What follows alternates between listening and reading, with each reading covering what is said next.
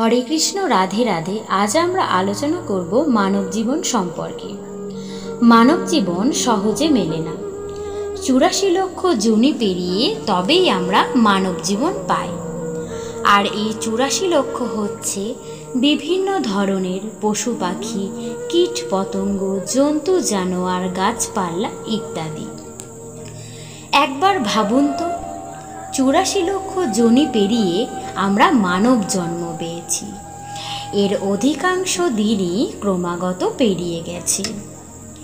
এই মানব জীবন পেতে কতই না সাধনা করেছি আমরা।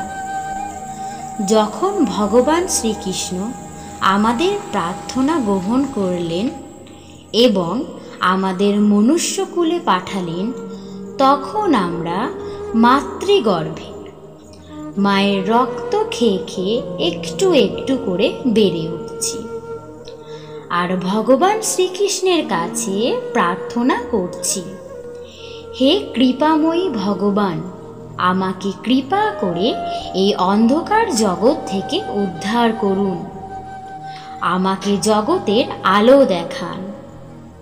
আপনার কৃপায় যদি আমি একবার পৃথিবীতে যেতে পারি, সর্বদা আপনার দিব্য নাম জপ করব, সর্বদা আপনার নাম প্রচার করব। দীর্ঘ 10 মাস প্রার্থনার পর ভগবান শ্রীকৃষ্ণ আমাদের প্রার্থনা গ্রহণ করলেন।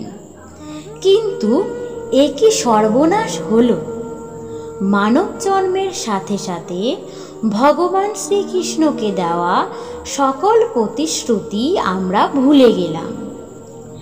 পৃথিবীর এই বিস্ময়কর মায়াজালে আটকে ভগবান শ্রীকৃষ্ণের দেওয়া কথা আমরা রাখতে পারলাম না। বিভিন্ন কাজে ব্যস্ত হয়ে ভগবান শ্রীকৃষ্ণের দিব্য নাম করার সময় আমাদের হয়ে ওঠে না। ভগবান শ্রীকৃষ্ণকে ভুলে কি করছি আমরা, একবার কি ভেবে দেখেছি?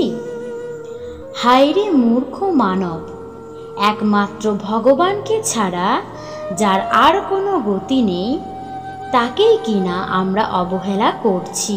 ভগবানকে ছাড়া আমাদের যে আর কোনো গতি নেই, এই জন্ম মৃত্যু চক্রান্ত থেকে রক্ষা পাওয়ার জন্য এই মানব জীবনে মোক্ষ লাভ করতে না পারলে আবারও 84 লক্ষ যোনি আমাদের পতিত হতে হবে। তাই আমাদের সকলকেই উচিত শত ব্যস্ততার মধ্যেও সারা দিনে একবার অন্তত হলেও ভগবান শ্রীকৃষ্ণের দিব্য নাম জপ করুন, যাতে আমরা শ্রী গোলক ধামে নিজেদেরকে প্রাপ্তি করতে পারি। তো ভিউয়ার্স, কেমন লাগলো আমাদের আজকের পর্ব?